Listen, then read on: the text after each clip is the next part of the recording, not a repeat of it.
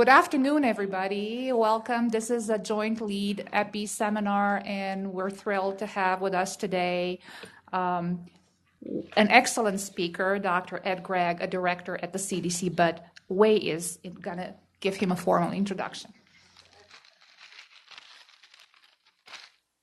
Hi, everyone. Welcome to our first seminar series of the 2018-2019 academic year.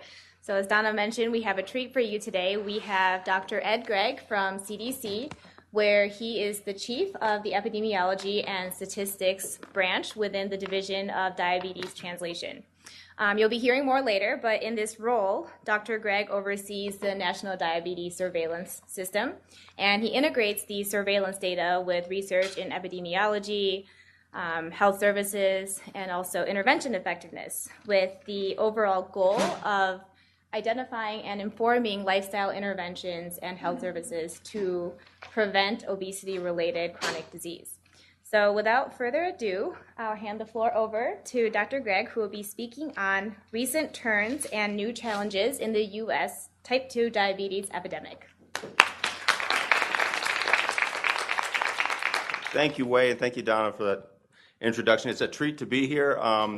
I've had some great colleagues here that I've really enjoyed learning from and knowing over the years, but I've never actually been right here and visited them at where they work. So you are in a beautiful spot, not to mention a beautiful city and place, and it's really a treat to be here. I'm going to present, as Wei just mentioned, on recent trends and new challenges in the type 2 diabetes epidemic. And one of the things I've been working in diabetes more or less for 20 years, and I think that for those of you that are in this area, that just when we think it's starting to get boring and we're kind of seeing the same old stuff over and over again, or presenting the same stuff, then there's sort of new things come along, and that's really kind of where we are right now, and that's what I want to present for you. As Wei mentioned, I lead a science branch at CDC, and our surveillance and monitoring the problem from risk factors to complications is kind of the bread and butter of it. But really, what the challenge that I always feel like we fail on.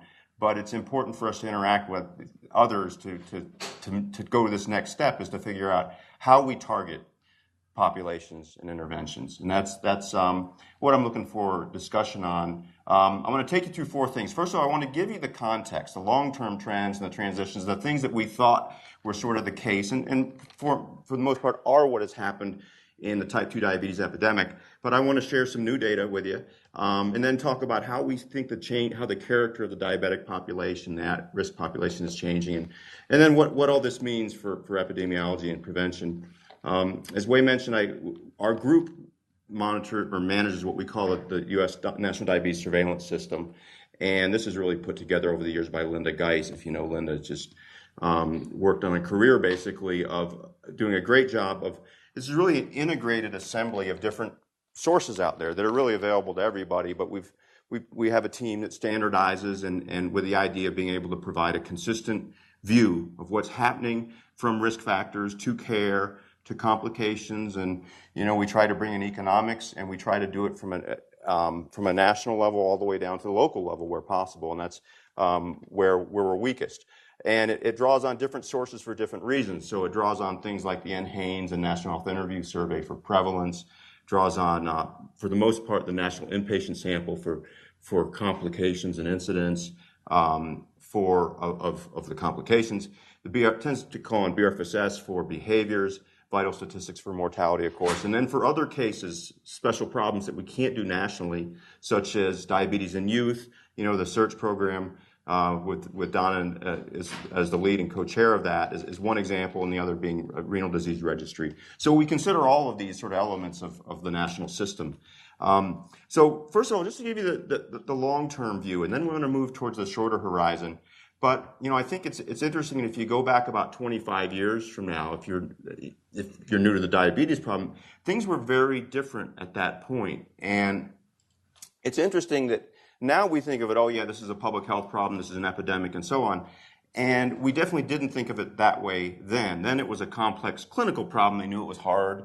It led to all sorts of complications, but we didn't think of it as an epidemic, even though prevalence and incidence has actually been rising for 30 years at that point. But the absolute levels were just not such.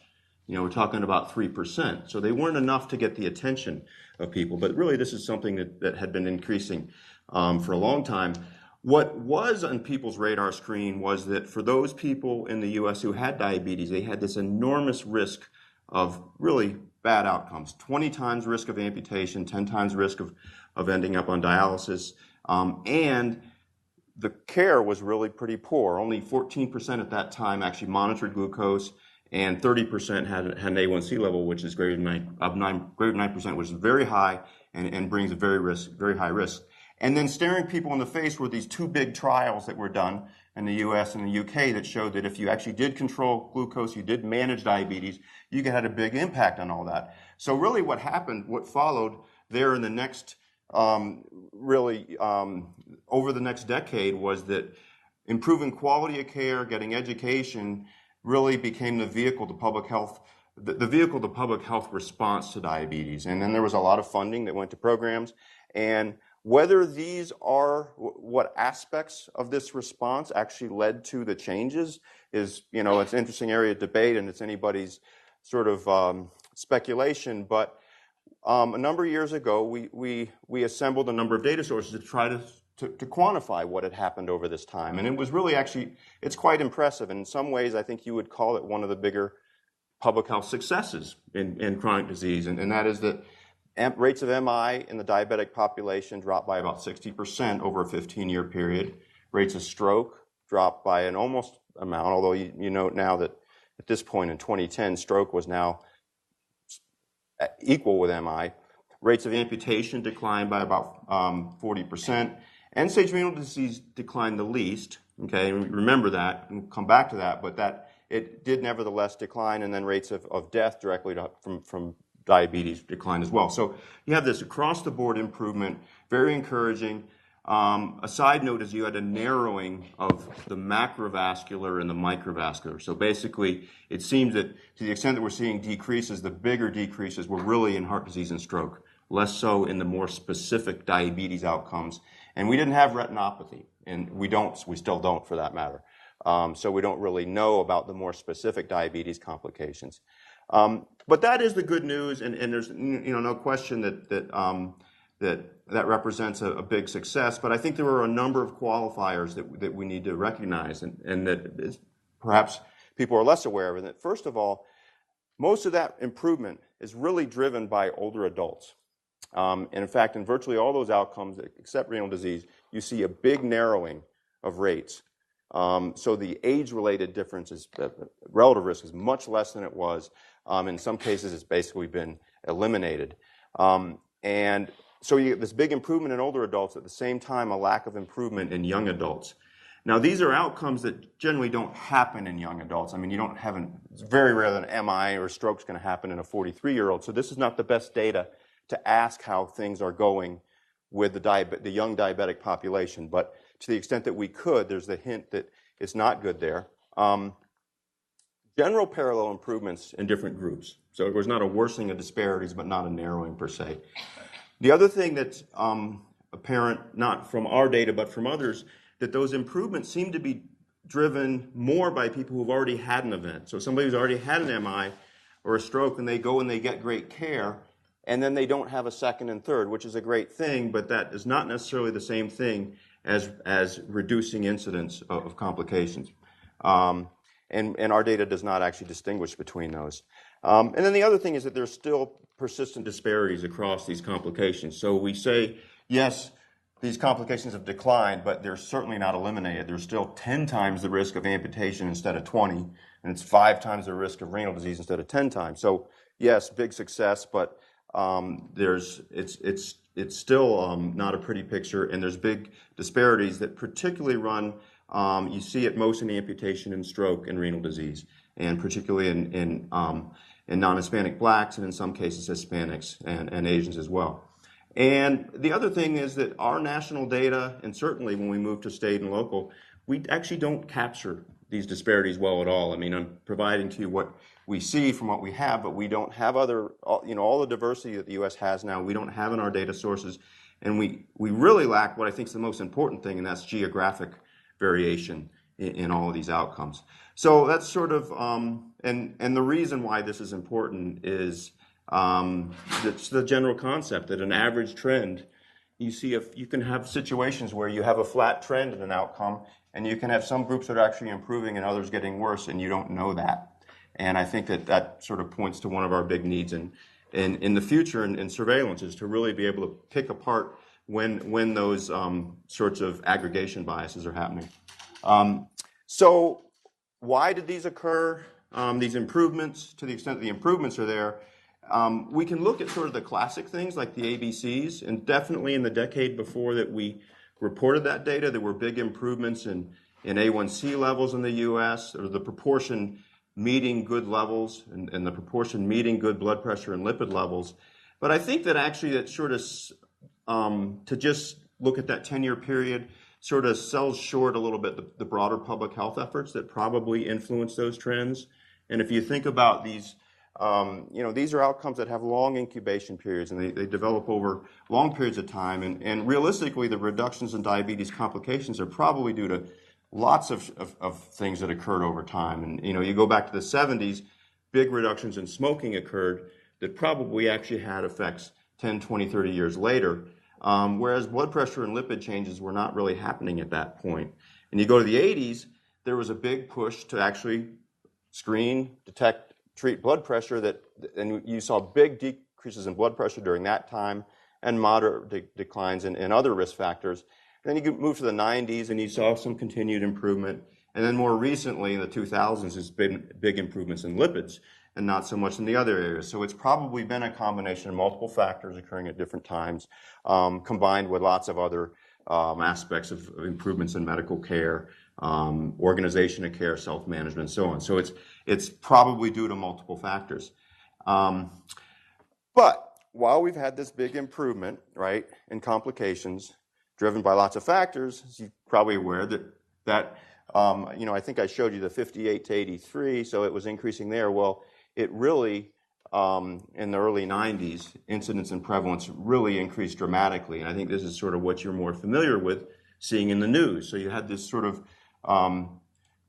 dual effects going on, or, dual trends.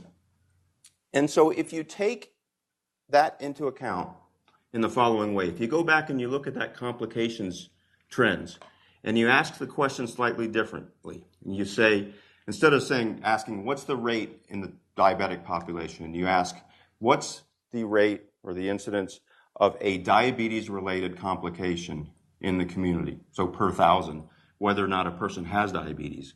In other words, you allow the fact that diabetes prevalence has increased during this time to affect your calculation. You see it's not so pretty, and basically stroke and MI have actually decreased regardless. That's sort of a testament to how much they've improved, that they've decreased even though diabetes increased so much that time. But amputation and renal disease have not actually increased when you take that perspective. And this is sort of a reminder that really from a societal standpoint, if we want to reduce diabetes-related vascular neuropathic diseases, complications, we actually have to do something upstream to prevent cases, or we're not actually going to affect those rates downstream. So to sort of summarize this longer-term perspective here briefly, what you have is this sort of profile of decreasing morbidity and complications and increasing incidence and prevalence at the same time.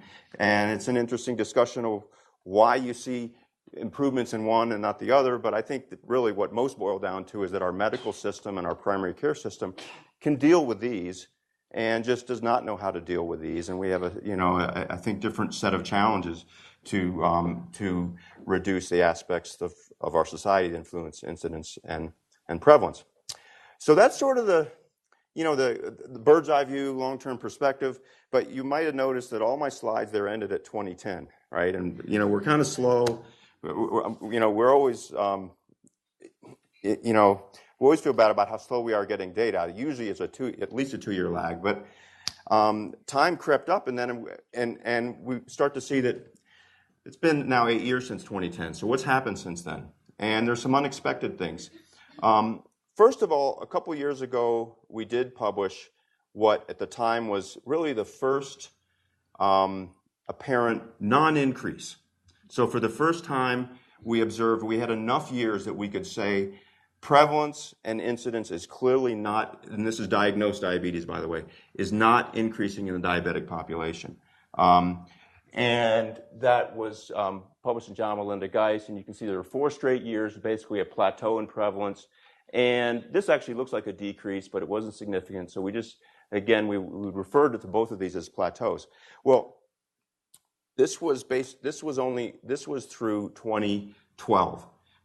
We just got our 2017 data, so we're getting better about getting the data out more timely. And this is what I'm going to show you, actually, that we haven't presented anywhere. This is what we now see for prevalence nationally. And you can see now that was not just a dream, that there's really been 4, 5, 6, it's 9 straight years of no increase. So prevalence nationally is of diagnosed diabetes, and I'll come back to that too. In adults, sorry. In adults, age 20 to 79 is flat. Incidence actually, and at this point we can clearly say that yes, incidence of diagnosed diabetes in adults declined significantly during this time. Now these get a little messy, and none of this is actually, only a couple of these trends are actually, let me just take you through this briefly. These are the stratified data of the incidence of it. And what we see here for age is it appears, although this is not significant, none of these here are, but it appears that the decrease is actually driven by the older adults, and that incidence appears pretty flat in the young and middle age, but there are enough of the cases occur in the older adults that you can have this situation where it's really the older adults driving the total.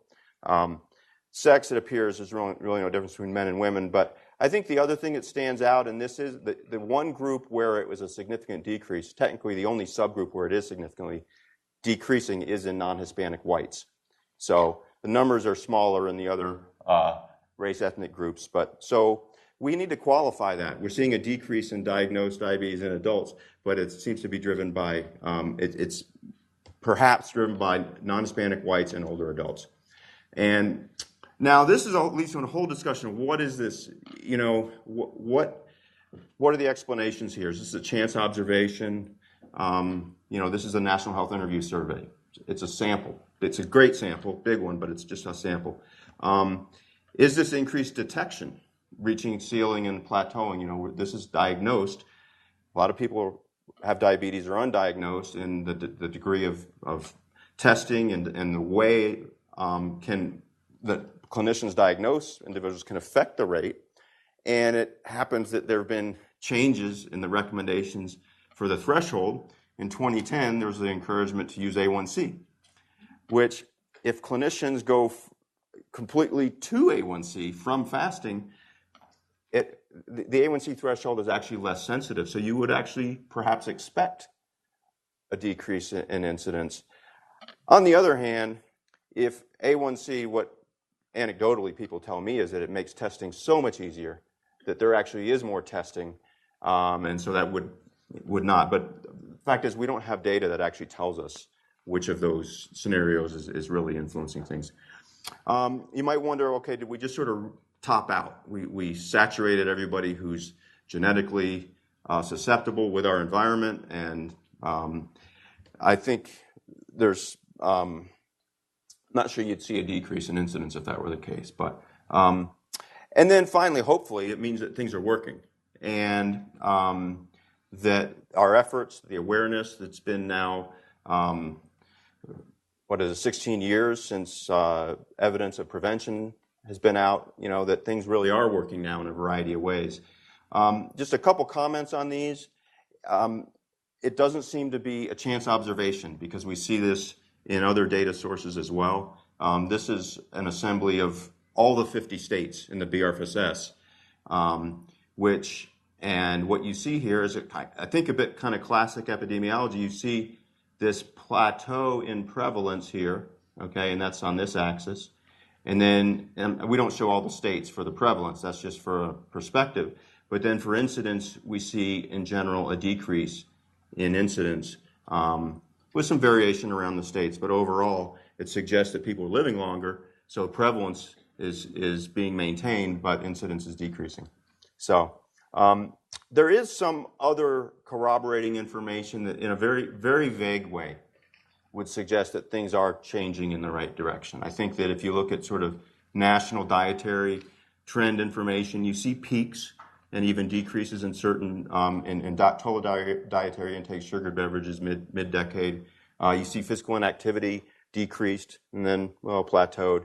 Obesity depends on where you look and which subgroup, but some suggestion that slowed as well. So, but I think that the trick or a remaining big question is what things like changes in diabetes definitions and how those have affected the rates, how awareness has influenced screening and testing. So these are sort of, for the sort of epidemiology geeks of us, these are sort of remaining questions about to what degree do these things, have these really affected those rates that we're describing. I don't think that these explain such a large decrease. We think it is real, but we can't, at the same time, we can't dismiss sort of other measurement factors. And I'll move by that in the interest of time. So that's the recent picture for prevalence and incidence. But now let's go to complications. And remember what I showed you, right?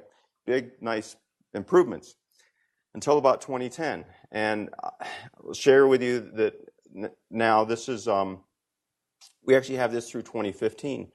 But surprisingly, around about 2009, 2010, overall in the diabetic population, there's actually been an increase.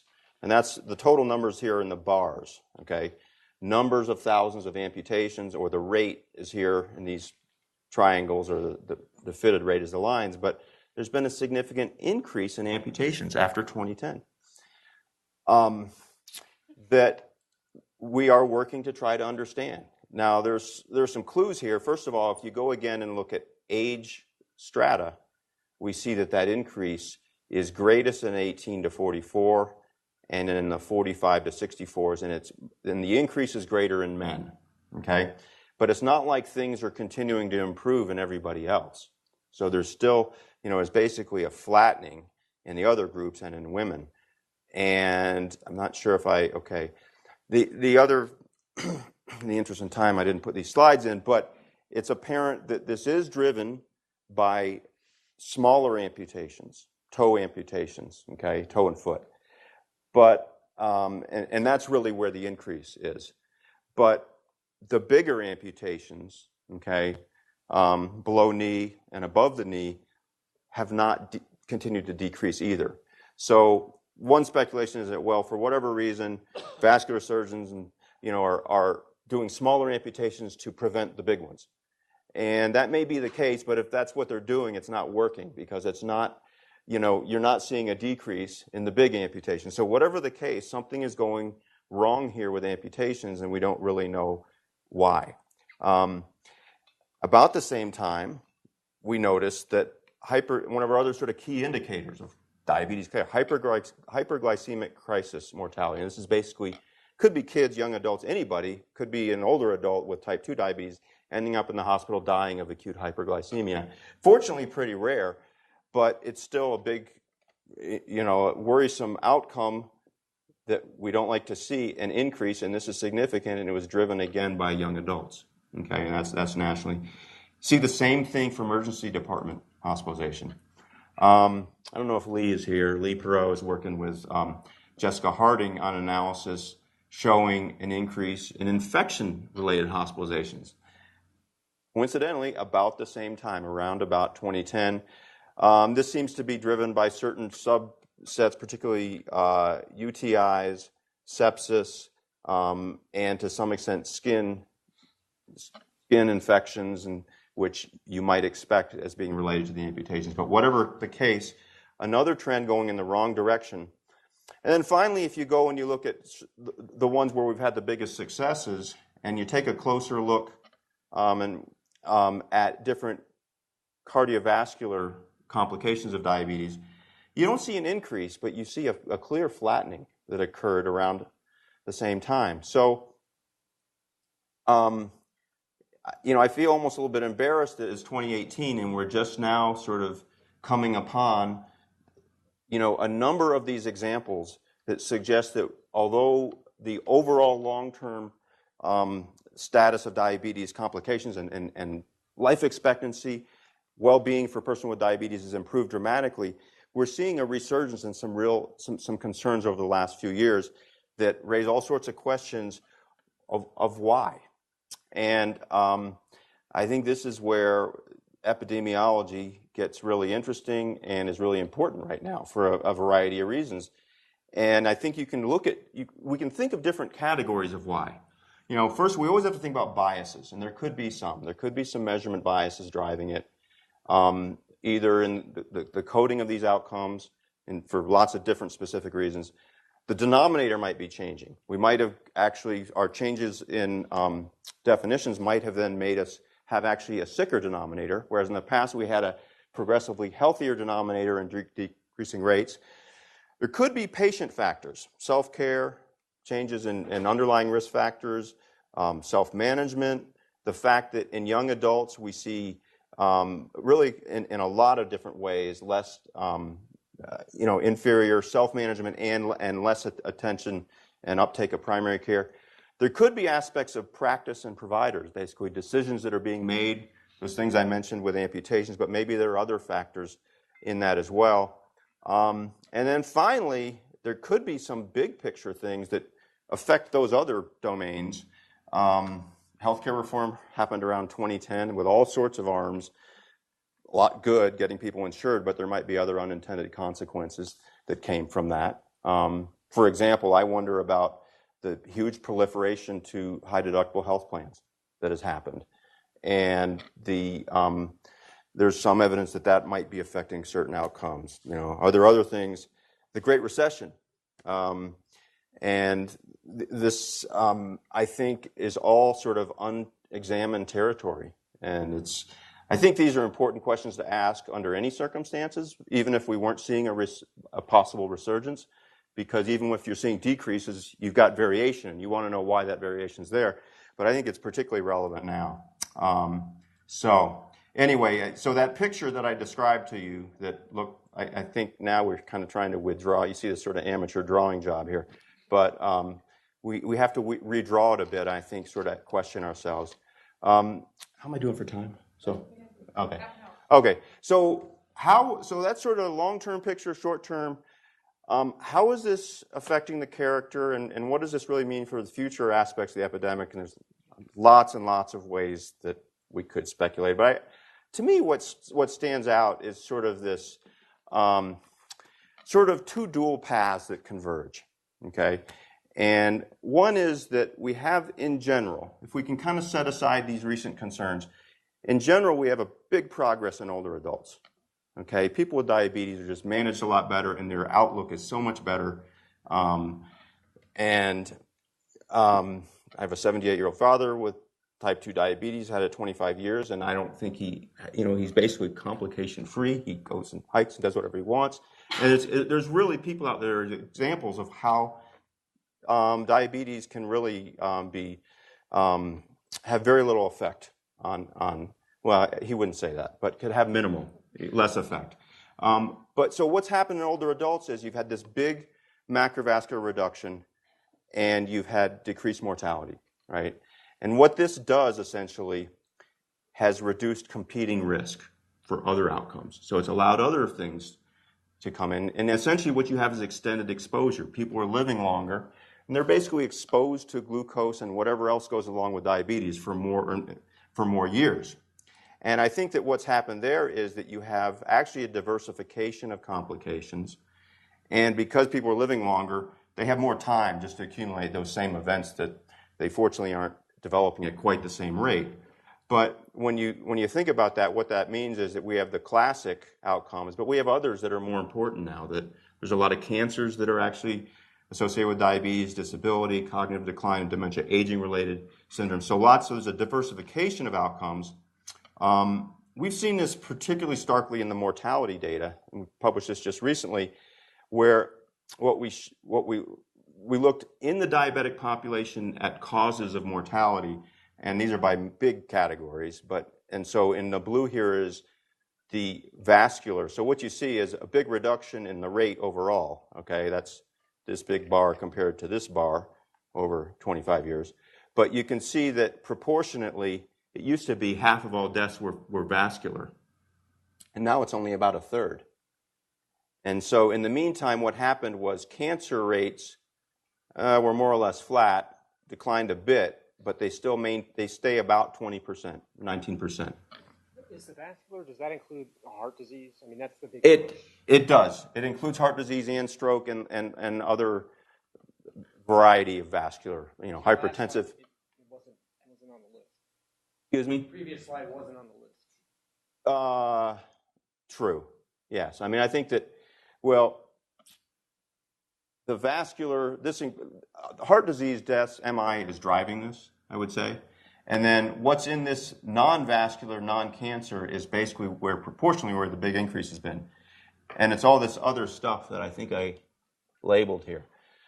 It's really these things. So this is the category, the catch-all category, many of which do have big-time elevated risks associated with diabetes. Renal disease deaths, septicemia, accidents, chronic liver disease, COPD, lots of these. And so we're seeing that the causes of death are different now. We still have high levels in MI and stroke. Is that what you're getting at? Is that okay? So,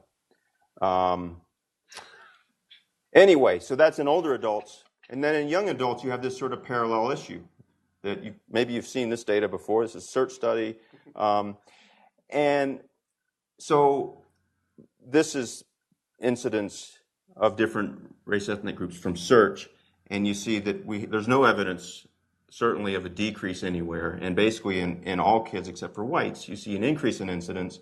And Donna and others have shown that particularly with type 2 diabetes, these kids have a very high risk, higher risk than type 1 perhaps, of different complications. And really the implications of kids starting the exposure to glucose and diabetes at such a young age is where the real damage, a lot of the damage is there, combined with the fact that we have other sort of compounding factors of the way that that this is the most obese generation yet.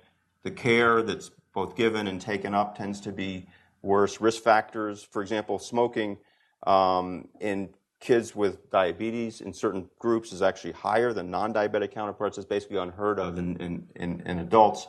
And they seem to have the worst.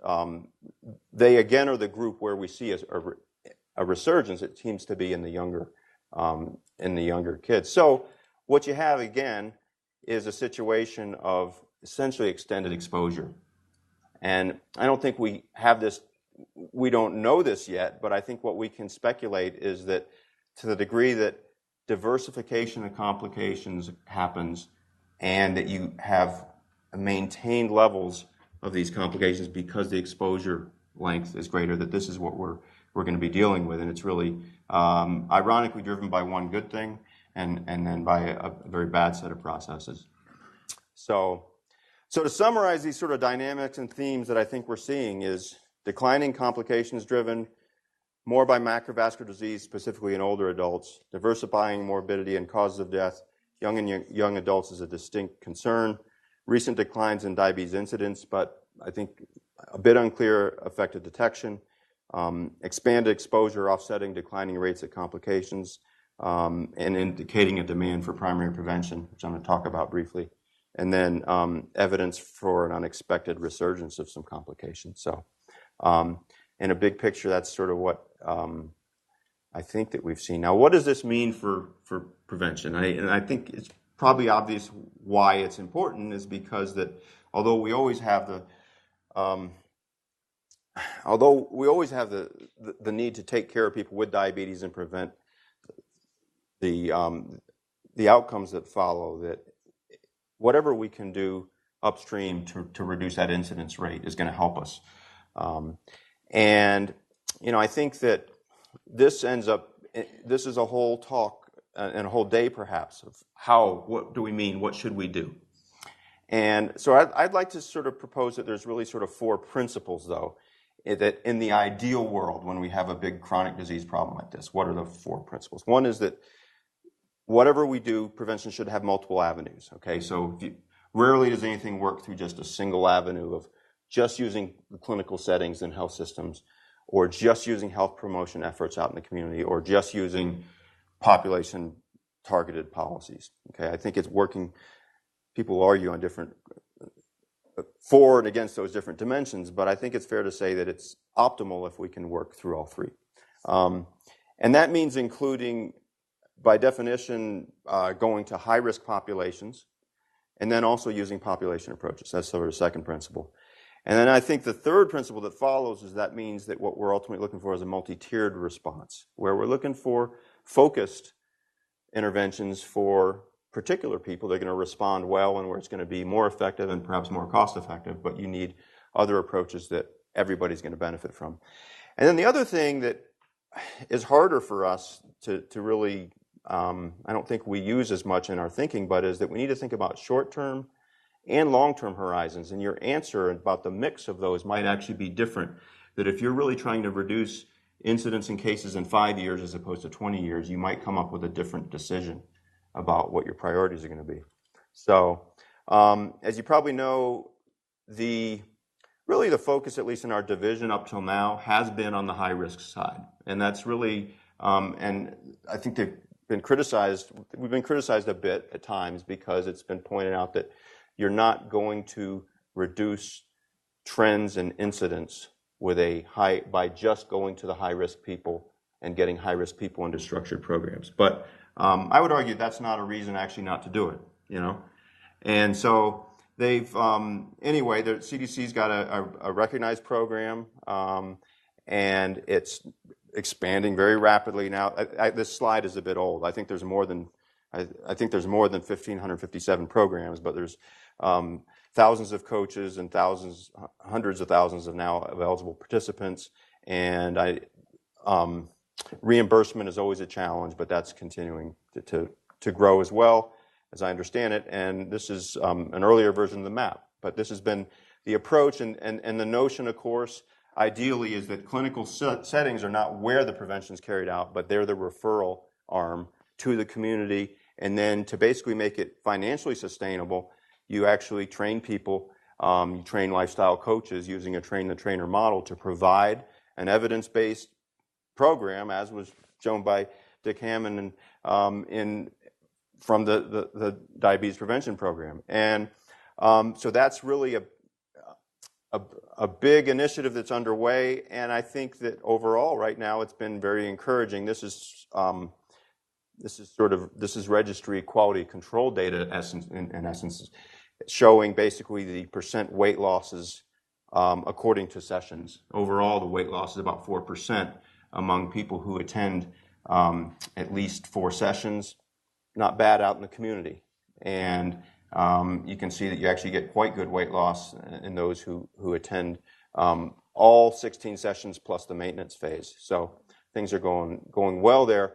But I think that ultimately what we really want to do, and this is really what I think a lot of the challenges are for not just sort of epidemiology, but what we do in health promotion research, what we do in the study of community programs, is is that we want to get towards a risk stratification guide or scheme for public health interventions. You know, clinical settings do this all the time. They have all sorts of complicated risk stratification and triage and guidelines, but we don't do this so much in public health when really this is probably what it demands. And I think that ideally there is a subset that will definitely benefit from structured lifestyle intervention programs, and it will be quite cost effective among them. But it's not particularly cost effective to provide structured lifestyle interventions. It's not sustainable to provide it to everybody. But if your time horizon is longer, and it's more than 5 years, for example, that people in these other strata, even low and moderate risk, are going to develop diabetes at some point as well. So we can't just ignore the lower strata and focus all our prevention efforts on the high risk. We need to think about what are the ways that we're going to change risk in these lower strata. And so the the real challenge is how we go about optimizing the intervention to match the subsets of the population, and what are the combination of these. And this is an ideal and probably never really exists in reality, but I think that it is sort of it's what we sort of try to move towards with our research and programs. And so anyway, I think this is my last slide. I just sort of like to comment on at least what I feel like in the sort of diabetes epidemiology and where we are in an applied public health research group. What I feel like some of the most important gaps for us right now are. First of all is breaking the sort of bottleneck between diabetes risk factors, and this may be the case, I think, in some other conditions as well, but it's breaking the bottleneck between risk factors and action. You know, if you think about diabetes, we now have probably 25, 30, depending on how you count them, bona fide risk factors, not to mention I don't know how many genes. But we really only act on about 2 or 3 of them in practice.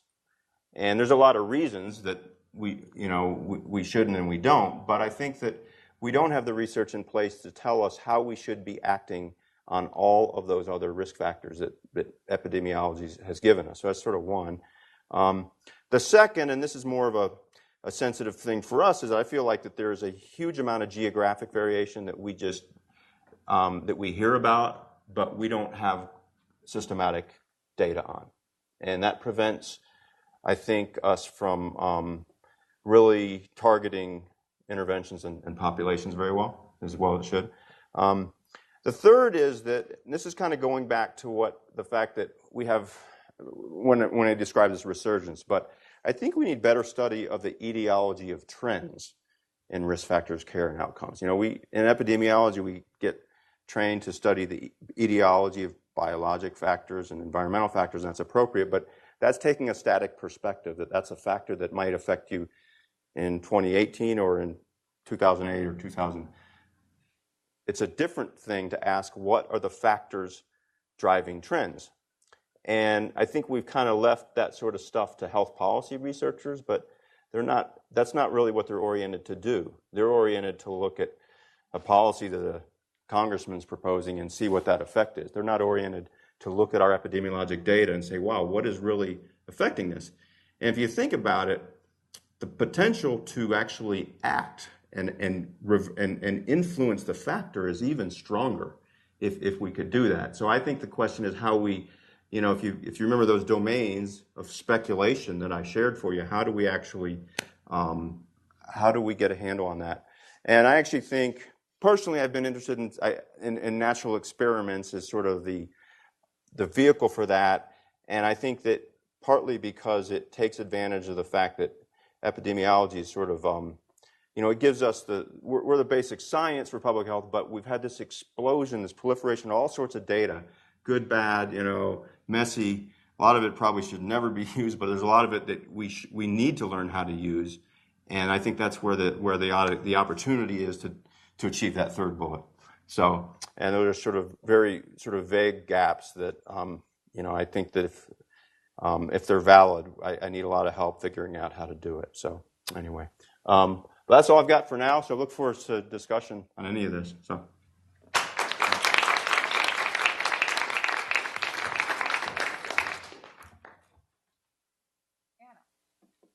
Thank you very much for your talk. It was wonderful. With the statistics that you were showing about the trends in incidence and prevalence, to be clear, that only focuses on diagnosed diabetes, correct?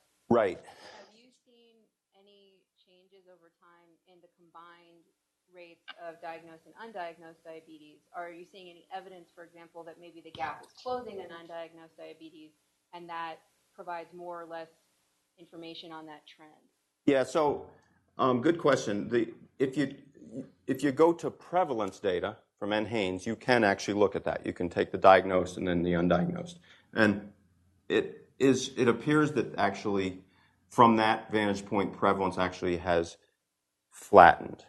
Now, it happens that if the best simple way to try to understand whether that undiagnosed, whether we're basically doing better detection and diagnosis, is to take the number of people that are undiagnosed, have undiagnosed diabetes over all of those with undiagnosed plus without diabetes, okay? And if you use that metric, there actually has not been a big change. I think there's sort of a big assumption there's been massive amounts of detection and diagnosis, but there's not really much evidence that that has happened, okay? So the increase over all those years was driven by both diagnosed and undiagnosed, and it's not really clear, what this last period is. As an aside, though, I don't know if we have any sort of specials and state models here, and I flipped through a slide, but for those of you that are on kind of more the quantitative side of these things, we are working with, here we go.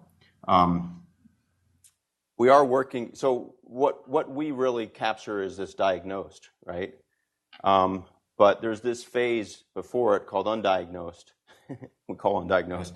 But if we could get incidence of this, that's really what is happening with the epidemic, right? And the only way you can really get that is if you have, that I know of, is if you have a cohort study where you're actually doing you're frequently measuring, and we don't have that nationally. I don't really think we have it. We don't have it, period, right? But one thing that's interesting is that, so I don't know if you know, Ralph Brinks is this great mathematician and that we're collaborating with, and it so happens that if you know the prevalence of non-diabetes, the prevalence of undiagnosed, and the prevalence of diagnosed, and you know the mortality rate in the diagnosed, the undiagnosed, and the normal, that actually this thing right here you can calculate. And so, the mathematicians will say, why are, we say it's unobservable.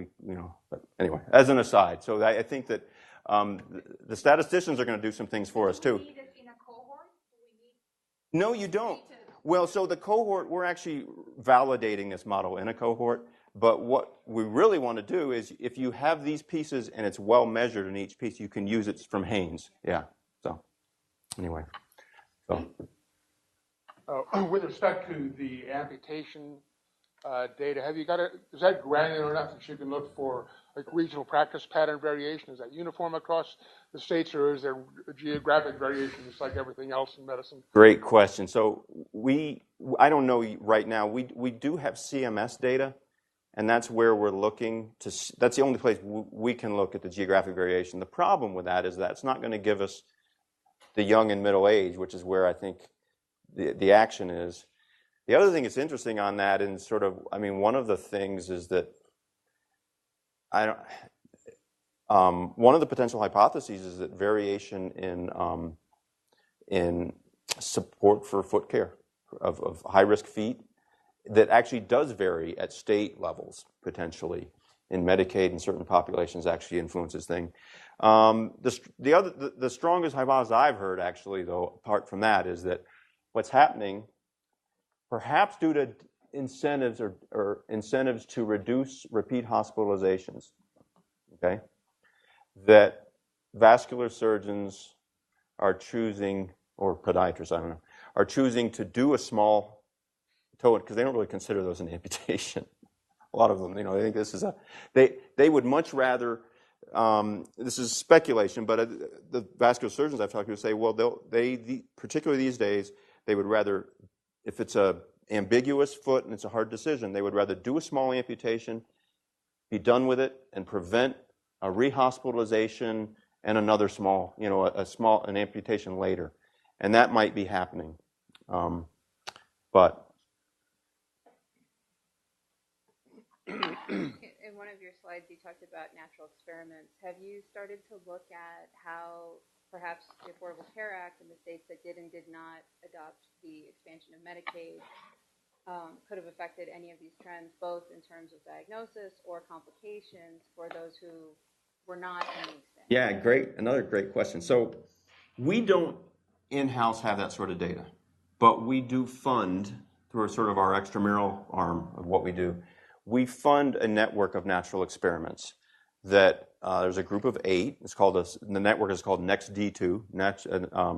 It's Natural Experiments in Translation for Diabetes acronym. Anyway, 2 of those groups are actually studying that, and one is focused more on the screening detection side, and the other is focused more on incidence. And they're kind of doing what you described. They've taken expansion states and they're comparing to non-expansion states.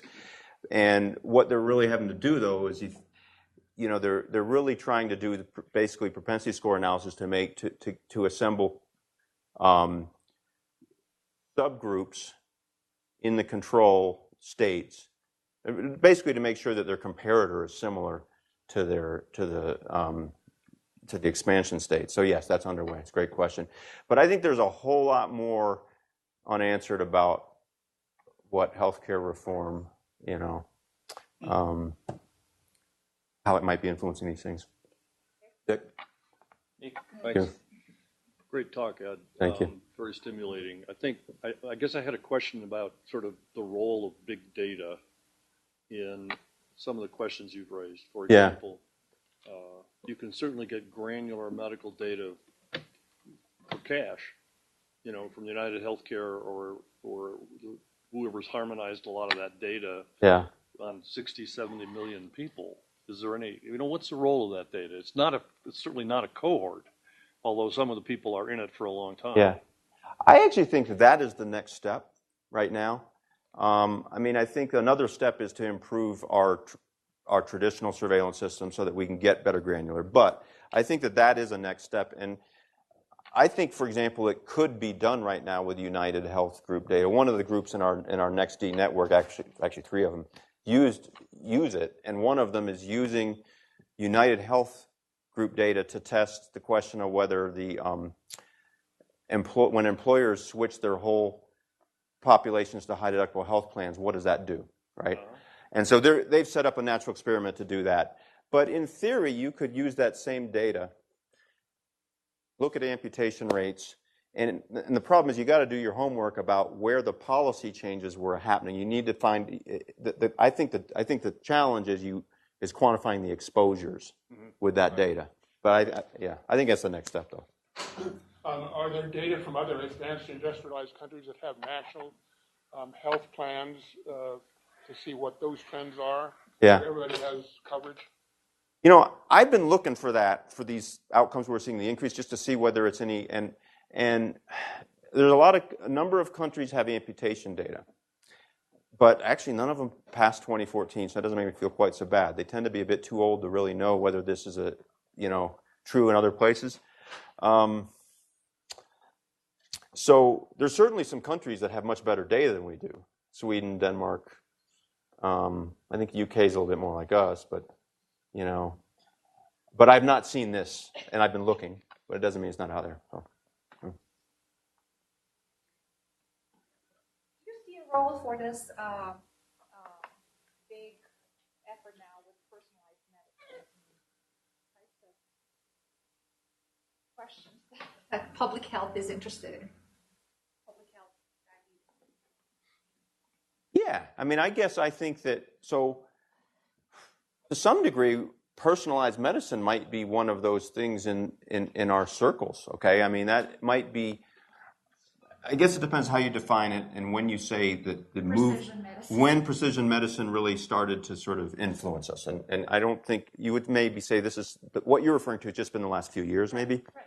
Yeah, so we wouldn't know yet, right? But I think that this is an example of what health services research is going to want to do, is determine to what degree is this actually improving things. One question we should ask is, if we're seeing an increase in hyperglycemia, and some things are going the wrong direction, right? There has been a relaxation of targets that not everybody agrees with, right? And it's been the relaxation of glycemic targets, for example, under cruder precision medicine, right? That was just to sort of come up with, and maybe real precision medicine will be better done. But so we shouldn't assume, for example, that precision medicine makes everything better. There can be unintended consequences of anything. So I guess that would be where it'd be an interesting application. So. Any other questions? And also precision public health. How about that? Right, So. but